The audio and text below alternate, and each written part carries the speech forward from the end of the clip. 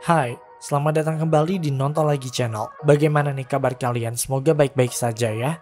Di episode kali ini kita akan membahas salah satu film horor paling banyak ditonton di Indonesia tahun ini, yaitu Siksa Kubur. Karya original dari Joko Anwar ini memberikan sensasi berbeda saat menonton karena mengangkat tema yang bisa dibilang cukup berat ya, yaitu tentang keimanan. Satu hal yang menjadi dasar cerita dalam film ini adalah, kenapa sih agama tuh cuma bikin takut? Jadi buat kalian yang imannya sedang lemah, coba pertimbangkan kembali deh untuk menonton film ini karena semua argumen yang ada di dalam film ini mungkin bisa menggoyahkan iman kalian. Pastikan kalian menonton video ini hingga akhir, kita kaji salah satu pemikiran yang cukup radikal dari salah satu karakter dalam film ini. Dan bersiaplah.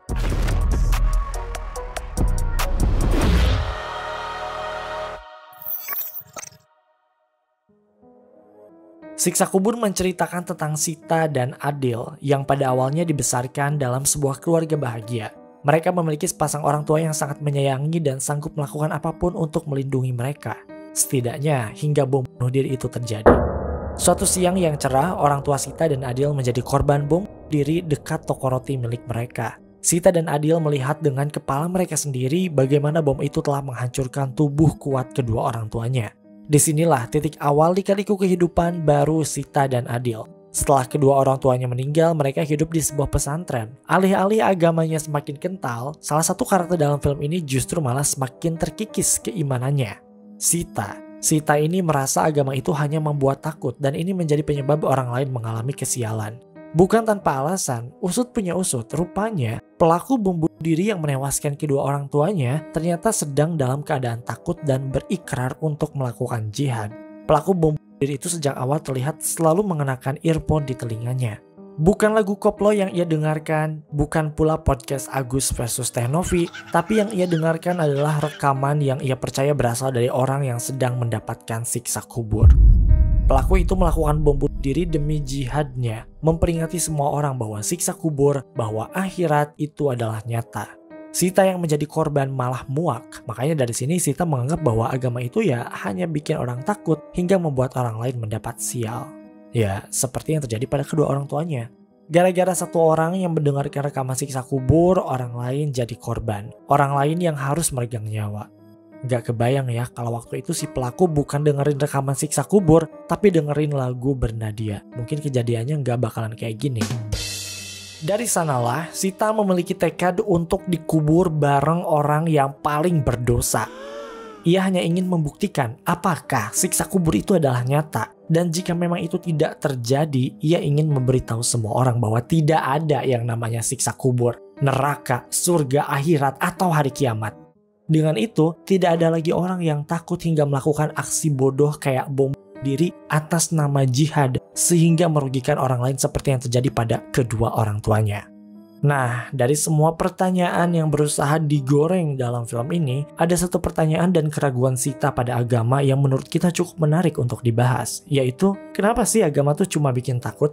Kenapa Tuhan mengancam hambanya sendiri dengan beragam hukuman yang bahkan sangat mengerikan jika dipikirkan dengan akal? Film Siksa Kubur sendiri mendapat beragam respon dari penonton. Mereka bukan hanya menilai film ini dari segi cerita dan substansi, tapi juga output yang dihasilkan setelah menonton filmnya. Percaya atau tidak, reaksi setelah menonton film ini ada yang makin taat, ada juga yang mau keluar dari agamanya. Sebuah wawancara yang dilakukan oleh Helmi Yahya bersama Ustadz Felix Xiao mengungkapkan bahwa ada orang yang datang ke Ustadz Felix Xiao dan ingin keluar dari agamanya setelah menonton film Siksa Kubur ini. Alasannya ya seperti Sita, orang ini merasa bahwa ini agama macam apa? Dikit-dikit hukuman, dikit-dikit siksa. Mengapa Tuhan yang penuh dengan belas kasihan malah bisa memberi hukuman yang sangat pedih pada hambanya sendiri? Buat kalian yang penasaran, kalian bisa cek keseluruhan interviewnya di sini. Link ada di bawah. Inilah alasan kenapa film Siksa Kubur bisa dibilang menjadi film horor terbaik Indonesia, karena orang-orang tidak hanya menonton, tapi mereka juga memikirkan isi dari film itu. Bahkan orang bisa melakukan tindakan besar dalam hidupnya setelah menonton film ini, seperti keluar dari agama. Tapi emang sih, buat kalian yang lemah iman, dialog-dialog dalam film ini memang sangat tricky dan merayu. Lengah dikit bisa makin taat atau malah keluar dari agama. Kita nggak bisa ngejudge pilihan setiap orang dan memang bukan bahasan kita hari ini ya. Tapi kita kayak kagum dengan fakta bahwa film ini bisa sangat berpengaruh gitu. Oke, kita balik lagi ke topik awal ya. Kenapa sih kita bisa memiliki doktrin atau pandangan tadi? Kenapa agama tuh cuma bikin takut? Kalau kita ngelihat Sita, sebenarnya dia tuh punya doktrin seperti itu karena traumanya itu. Jadi bisa dibilang, seandainya jika tragedi bom bunuh diri itu tidak terjadi, mungkin Sita masih jadi perempuan yang percaya akan agama dan hal gaib lainnya. Sita begitu berambisi untuk membuktikan bahwa siksa kubur itu tidak pernah ada, begitupun hal-hal gaib lainnya. Nah ini semata-mata muncul berangkat dari trauma masa lalunya. Jadi dia tuh bukan orang yang berkoar-koar tanpa memiliki alasan, enggak yang kayak tiba-tiba benci sama agama. Dia tuh benci sama agama karena ya trauma dan menemukan banyak kebohongan di dalamnya. Oke, perlu disadari bahwa agama itu sifatnya mengikat. Artinya memang semua aturan yang ada di dalamnya harus dipegang dan dipatuhi oleh para penganutnya. Dari sinilah muncul reward and punishment atau ganjaran dan hukuman. Adanya konsep fundamental itu ya jelas memiliki peran penting dalam kehidupan manusia. Sejak manusia terlahir ke bumi, ia telah dikaruniai dengan kehendak bebas atau the free will, di mana ia bisa melakukan apapun yang dia mau. Kehendak bebas, jika tidak ada aturannya, mungkin akan berakibat fatal. Bayangkan jika semua manusia yang ada di dunia ini bertindak semaunya. Mungkin tidak ada kehidupan yang damai sentosa. Dari sinilah dapat dimengerti salah satu fungsi dari konsep reward dan punishment adalah mengatur kehidupan manusia supaya bisa hidup dengan rukun dan damai. Artinya, jika seseorang melakukan kebaikan ya akan menerima sesuatu yang baik. Begitupun sebaliknya, jika seseorang melakukan kejahatan, maka ia akan mendapatkan sesuatu yang buruk. Masalahnya adalah, menurut beberapa orang di luar sana, hukuman dalam agama justru malah tidak mencerminkan bahwa Tuhan itu maha baik. Argumen ini berdampingan dengan argumen bahwa Tuhan itu tidak ada berdasarkan fakta bahwa kejahatan masih ada di dunia, sedangkan Tuhan berkuasa untuk menghapusnya. Argumen-argumen ini sebenarnya sudah ada sejak lama, bahkan mungkin setua waktu. Argumen-argumen ini disebut sebagai kritik agama atau criticism of religion. Kritik agama adalah kritik terhadap konsep, doktrin, validitas, hingga praktik agama, termasuk implikasi politik dan sosial yang terkait. Kritik agama memiliki sejarah yang sangat panjang, dimulai dari abad ke-5 sebelum Masehi di Yunani kuno dan abad ke-1 sebelum Masehi di Romawi kuno. Dalam buku De Rerum Natura yang ditulis oleh penyair dan filsuf Romawi Lucretius pada abad 1 sebelum Masehi, menuliskan bahwa agama justru telah melahirkan ketidaksalehan manusia. Mungkin ini bisa jadi termasuk ke dalam salah satu kritik agama tertua yang ada di dunia. Lebih lanjut, Lucretius percaya bahwa dunia hanya terdiri dari materi dan kekosongan, dan semua fenomena dapat dipahami sebagai akibat dari sebab-sebab alamiah. Meskipun percaya pada dewa, Lucretius merasa bahwa agama lahir dari ketakutan dan ketidaktahuan, dan bahwa memahami alam akan membebaskan manusia dari belenggunya. Memasuki era yang lebih modern, banyak sekali tokoh yang memiliki pemikiran atau kritik terhadap agama. Karl Marx misalnya, ia melihat agama sebagai sesuatu yang menawarkan kesadaran palsu dan tidak membantu kehidupan manusia untuk keluar dari penindasan yang mungkin sedang terjadi pada saat itu. Karl Marx juga mengkritik bahwa agama hanyalah pelarian manusia dari kehidupan yang real. Ada juga Voltaire yang mengeluh tentang orang-orang yang dibunuh karena perbedaan agama. Yang by the way, ini terjadi pada orang tua Sita yang menjadi korban bom diri. Menilik kembali ke film Siksa Kubur, pelaku bom bunuh diri melakukan aksinya dengan dalih berjihad, takut mendapatkan siksa kubur. Sekali lagi, inilah yang membuat Sita simply menjadi seorang ateis, orang yang tidak percaya atau bahkan membenci agama. Sikap Sita ini dalam kritik agama memang telah disebutkan bahwa agama berbahaya untuk individual maupun society atau kemasyarakatan. Dalam bukunya A Designer Universe yang dirilis pada tahun 1999, Steven Weinberg mengungkapkan bahwa agama justru bisa membuat orang baik melakukan hal jahat. Contoh nyata yang bisa kita lihat adalah bagaimana beberapa kelompok agama di luar sana sengaja melakukan tindakan kekerasan hingga menghilangkan nyawa hanya karena perbedaan keyakinan. Dan apakah kalian tahu, hal inilah yang menjadi base cerita atau dasar cerita dari Siksa Kubur? Fan teoris menganggap bahwa film Siksa Kubur 2024 ini merupakan kelanjutan dari film pendek yang juga merupakan karya Joko Anwar berjudul Grave Torture. Film pendek ini dirilis pada tahun 2012 dan kalian bisa menyaksikan filmnya di channel YouTube Joko Anwar. Walau hanya berdurasi kurang dari 10 menit, Grave Torture bisa memberikan ketegangan yang luar biasa pada penontonnya. Film pendek ini menceritakan tentang seorang anak yang baru saja kehilangan ayahnya. Suatu ketika sebelum pemakaman, anak ini masuk ke dalam peti mati ayahnya yang sudah dikafani dan tak sengaja ikut terkubur.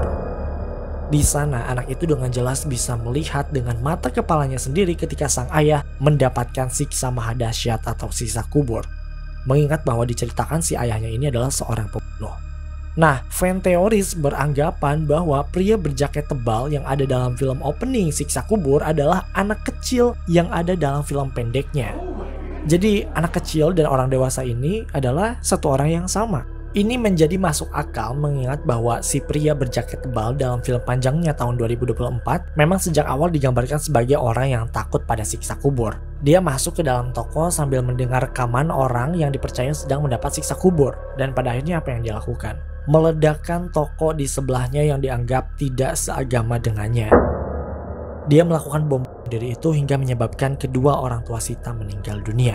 Pria berjaket kulit ini mungkin awalnya adalah orang baik. Dia takut dengan siksaan yang akan dia dapat. Dia mungkin menjadi orang paling taat di keluarga. Apalagi saat kecil, dia telah melihat siksa kubur secara langsung. Namun ujung-ujungnya, orang sebaik pria berjaket tebal ini berubah melakukan hal yang jahat karena ketakutannya pada siksa kubur. Bukankah yang terjadi pada pria berjaket tebal ini sesuai dengan apa yang diungkapkan oleh Steven Weinberg dalam bukunya tadi, A Designer Universe, bahwa orang baik bisa melakukan kejahatan karena agama? Inilah yang jadi dasar Sita memiliki keyakinan bahwa agama hanya bikin takut hingga akhirnya memberikan kesialan pada orang lain. Menurut Sita, pria berjaket tebal itu takut pada doktrin agama, khususnya tentang siksa kubur, sehingga dia melakukan tindakan yang merugikan orang lain.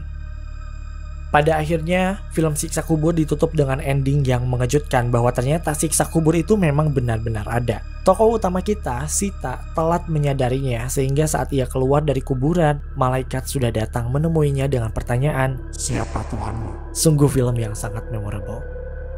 Terlepas dari adanya siksa kubur atau tidak, adanya Tuhan atau tidak, itu tergantung pada kepercayaan masing-masing. Kita tidak bisa menjudge pilihan setiap orang karena pilihan spiritual itu memang memiliki proses yang sangat panjang dan personal. Namun, jika kita melihat pada konsep reward dan punishment tadi, sebenarnya ada hikmah yang bisa kita ambil. Adanya hukuman atau siksaan dalam agama semata-mata berfungsi untuk menjaga keharmonisan dan kedamaian kehidupan manusia. Takut?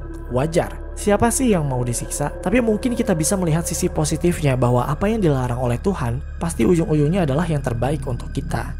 Mungkin untuk sekarang kita nggak tahu alasannya apa, tapi ya mungkin nanti ya kalau udah kerasa baru deh paham kenapa agama melarang ini, kenapa agama melarang itu gitu. Pasti itu yang terbaik buat kita. Di sisi lain, adanya siksa kubur dan hal-hal metafisik lain sebenarnya adalah ujian bagi kita sebagai hamba yang beriman. Apakah kalian cukup beriman pada sesuatu yang belum pernah kalian lihat atau rasakan? Wallahu alam. Oke guys, itu dia teori film lainnya episode Siksa Kubur. Sebenarnya video ini merupakan tribut untuk Joko Anwar yang akan merilis film barunya nanti di tahun-tahun mendatang. Totalnya ada 4 film loh. Kita excited banget menunggu film-film terbarunya itu. Bagaimana dengan kalian? Terima kasih karena telah menonton video ini hingga akhir. Luangkan waktu untuk like, share, dan komen jika kalian suka video ini. Tekan tombol subscribe dan aktifkan notifikasi loncengnya supaya kalian tidak pernah ketinggalan video-video terbaru dari kami. Dan sebagai bentuk dukungan kalian terhadap berkembangnya channel ini, mari terhubung lebih dekat dengan cara follow kami di Instagram di @nontonlagi.channel. Dan jangan lupa Creepy Crime Case kini hadir di Spotify. Sampai jumpa di episode Nonton Lagi channel berikutnya.